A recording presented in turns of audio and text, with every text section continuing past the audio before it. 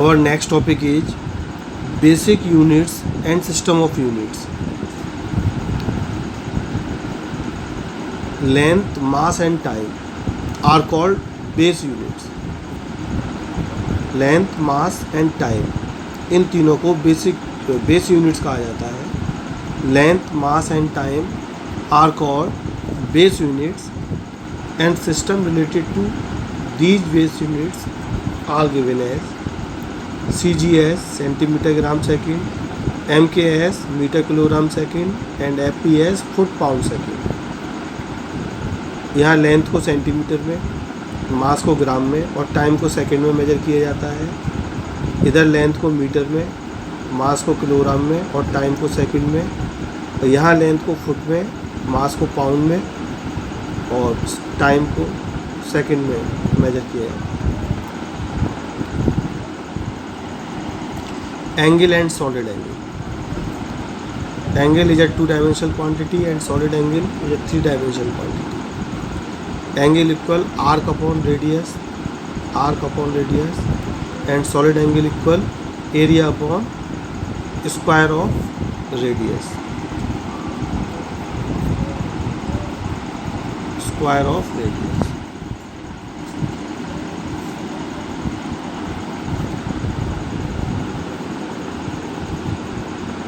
इसे हम 2-dimensional quantity कह रहे हैं क्योंकि एंगल को कंप्लीट करने पर सर्कल बनता है जो 2-dimensional क्वांटिटी है और यहाँ सॉलिड एंगल को एनलार्ज करने पर स्फीयर बनेगा जो 3-dimensional होगा.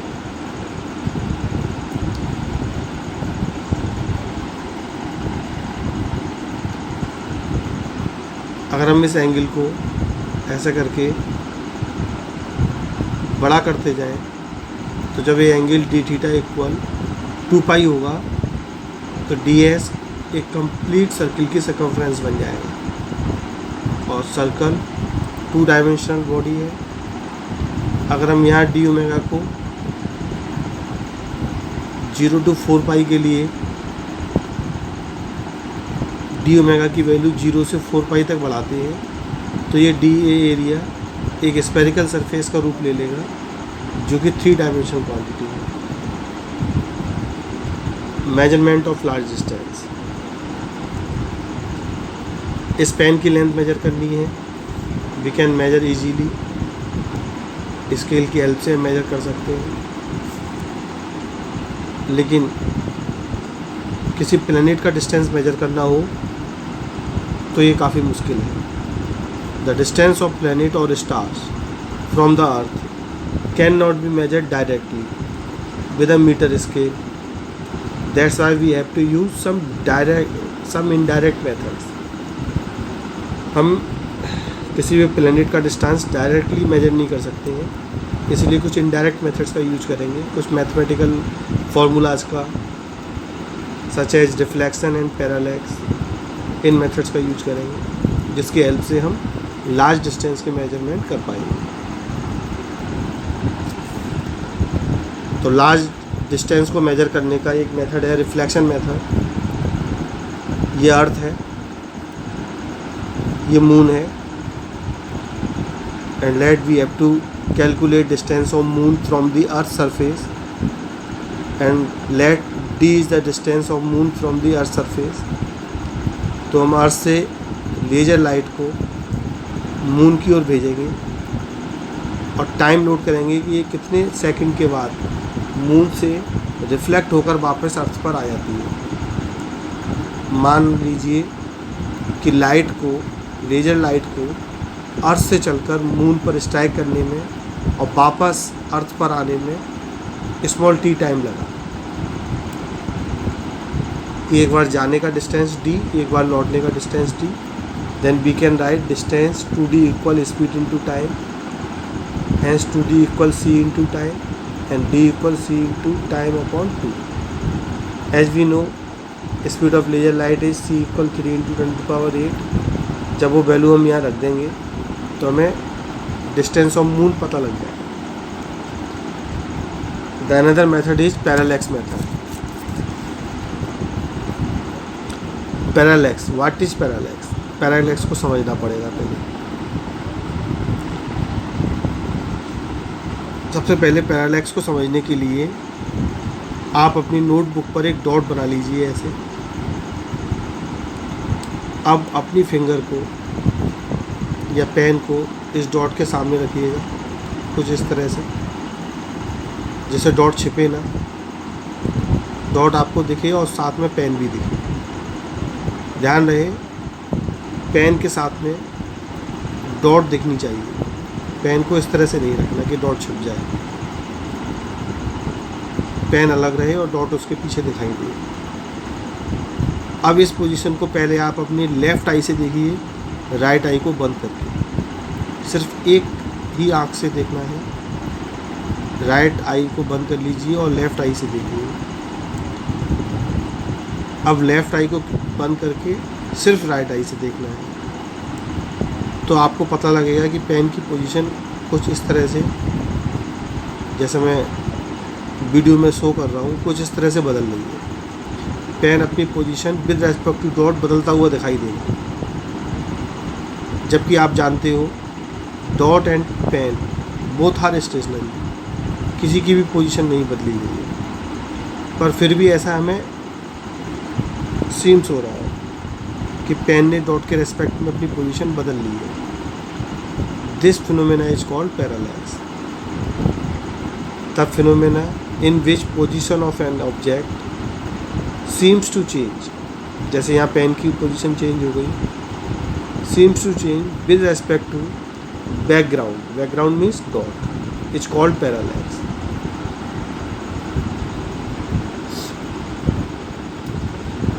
यहाँ the phenomena in which position of an object, that means pen, seems to change with respect to background means dot.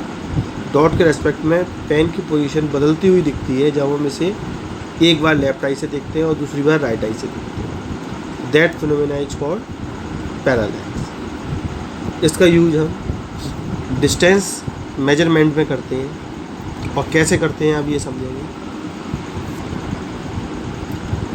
मान लीजिए कि ओ पर आप हैं, ओ मीन्स ऑब्जर्वर आप हैं। आप अपने सामने किसी बिल्डिंग बी को देख रहे हैं, कोई टॉल बिल्डिंग है, कुछ किलोमीटर डिस्टेंस पर हो सकती है, 2 या 4 किलोमीटर डिस्टेंस पर आपसे। आप ऊपर ऑब्जर्व कर रहे हैं इस बिल्डिंग बी को, और इसके ठीक पीछे आपको सन दिख रहा है। आपकी लाइन ऑफ साइट इस तरह से है कि आपको बी के ठीक लाइन में सन दिखाई दे रहा है। अब जब आप इस ओ बी के परपेंडिकुलर सपोज कुछ डिस्टेंस डी यानी कि 100 मीटर ट्रैवल करके ओ डैश पर आ जाते हैं, तो जब आप ओ डैश पर आएंगे तब भी आपको सन सेम पोजीशन में ही दिखेगा। सन आपको तभी भी सेम पोजीशन में ही दिखेगा। क्यों? क्योंकि सन आपसे बहुत ज़्यादा दूर है।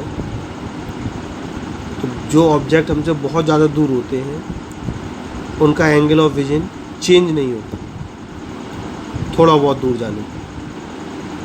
अगर आप सन हमसे इतना डिस्टेंस पर है कि अगर हम कुछ किलोमीटर भी अर्थ पर ट्रैवल कर लेंगे तब भी हमें सन की पोजीशन अपने ही सामने दिखेगी। सन अपनी position with respect to us change नहीं करेगा।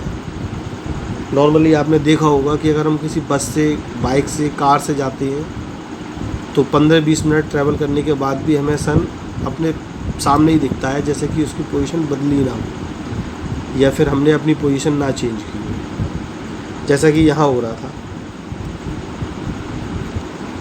सन अपनी पोजीशन नहीं बदलेगा। लेकिन जब हम 100 मीटर ट्रैवल करके ओ डैश पर आ जाएंगे तो बी की पोजीशन बदल जाएगी। बी की लाइन ऑफ साइट चेंज होने से इसकी पोजीशन बदल जाएगी, सन की पोजीशन नहीं बदलेगी।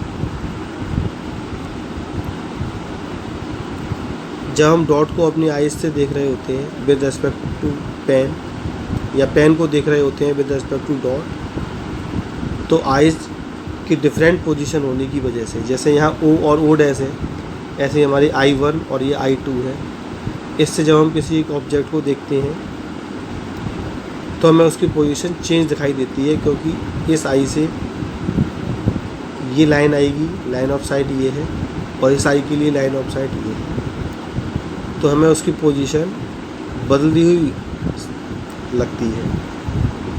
यहाँ पर भी हमें बी की पोजीशन इस जगह से और इस जगह से बदली हुई दिखेगी, लेकिन सन बहुत ज़्यादा दूर होने की वजह से सन की पोजीशन चेंज नहीं होगी। तो सन हमारे सामने अभी भी उसी लाइन ऑफ साइट में है, लेकिन बी बिल्डिंग की पोजीशन बदल गई है। तो विद रेस्पेक्ट टू सन हम बिल्डिंग की पोजीशन फाइंड कर लेंगे, जो कि एंगल थीटा है। पहले with respect to O B की जो लाइन ऑफ साइट थी वही सन की थी। अब सन की तो वही है, लेकिन बिल्डिंग बी की बदल गई है, तो ये एंगल थीटा आ गया। ये एंगल थीटा इस एंगल थीटा के इक्वल होगा, अल्टरनेट एंगल है। Now we can use trigonometry and tan theta equal perpendicular upon base 100 upon d, and we can find OB equal 100 upon tan theta. तो इस तरह से हम पैरेलैक्स मेथड का यूज करके बिल्डिंग का डिस्टेंस फाइंड कर सकते हैं। आगे हम नेक्स्ट वीडियो में इस पैरेलैक्स पर बेस्ड न्यूमेरिकल करेंगे, तब ये मेथड और क्लियर होगा।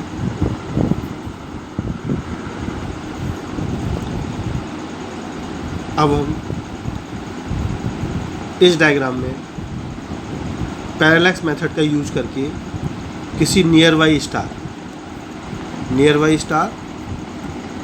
जो अप्रॉक्स हमसे 100 लाइट ईयर्स डिस्टेंस पर है, 100 लाइट ईयर्स डिस्टेंस पर होगा अप्रॉक्स, उसे नियर बाई स्टार कहा जाता है। पैरेलैक्स मेथड का यूज करके हम इस नियर बाई स्टार का डिस्टेंस फाइंड करेंगे, और इसे फाइंड करने के लिए हमें स्टार तक जाने की ज़रूरत भी नहीं होगी, और ये वेरी फार डिस्टेंट स्टार है कोई। अभी अभी हमने जो बिल्डिंग और सन वाला एग्जाम्पल पढ़ा था, उसमें ओ से ओ डैश तक जाने पर, जैसे हम वहाँ ओ से ओ डैश पर जा रहे थे, उसी तरह से हम यहाँ सन के अराउंड, ये बीच में सन है,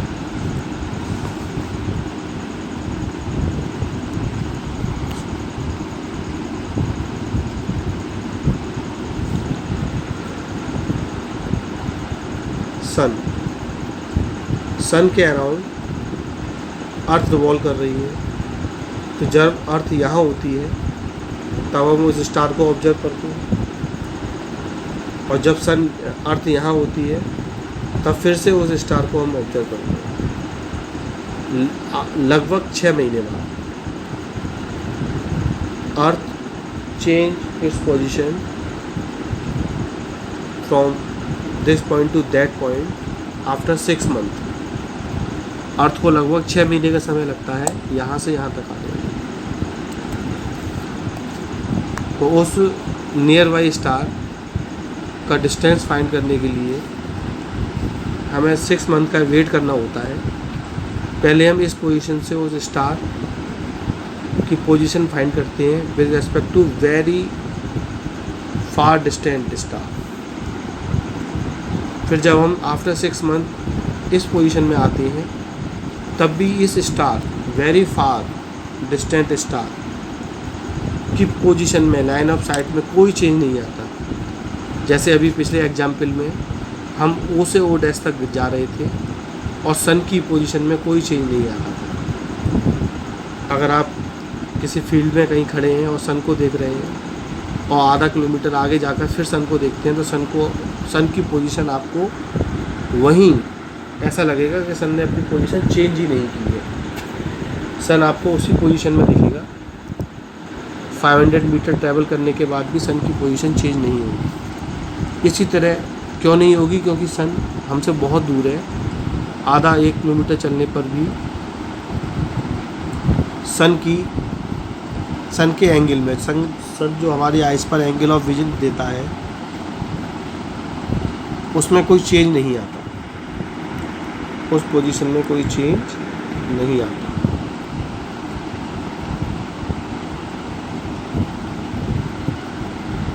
इसी तरह जब हम इस पोजीशन से इस पोजीशन में जाते हैं तब भी बहुत दूर star, very far distant star की पोजीशन में कोई चेंज नहीं आता। वो स्टार इस पोजीशन से भी हमें वहीं दिखता है, आफ्टर 6 मंथ इस पोजीशन से भी वहीं दिखता है। जैसे सन हमें कुछ डिस्टेंस ट्रैवल करने के बाद अपने सामने ही दिखाई देता है, इसी तरह अर्थ के 6 मंथ ट्रैवल करने के बाद और 3 × 10⁻11 2 एस्ट्रोनॉमिकल यूनिट 1 AU + 1 AU यानी इसका ट्वाइस 3 × 10⁻11 मीटर डिस्टेंस ट्रैवल करने के बाद भी इस स्टार की पोजीशन में कोई चेंज नहीं लगता। तो यहाँ हम θ1 एंगल मेजर कर लेते हैं एंड आफ्टर 6 मंथ उसी स्टार के रेस्पेक्ट में नियरेस्ट स्टार की पोजीशन θ2 मेजर कर लेते हैं। अब n को सेंटर माना जाएगा और यहाँ से यहाँ तक रेडियस लेकर d रेडियस लेकर एक सर्कल बनाया जाए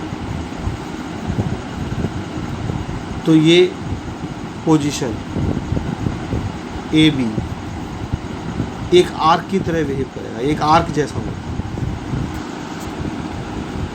AB एक आर्क जैसा होगा।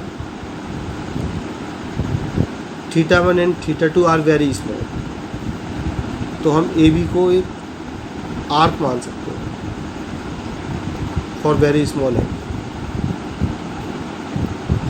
बहुत छोटे एंगल के लिए आर्क एक स्ट्रेट लाइन की तरह दिखता है। अगर एंगल बहुत छोटा है तो आर्क AB एक स्ट्रेट लाइन जैसा ही दिखेगा। फिर हम AB स्ट्रेट लाइन को आर्क मानेंगे, ना कि इस लाइन को आर्क मानेंगे। इस लाइन को आर्क नहीं मानना। Straight line AB 2 astronomical unit A से सन फिर सन से B, इस लाइन को आर्क माना जाएगा। ये सेंटर होगा। तो angle equal arc upon radius का जब हम यूज करेंगे तो एंगल की वैल्यू पुट कर दी, arc 2 astronomical unit and D distance of nearest star from earth is D। We can easily calculate D = 2 AU upon θ1 + θ2।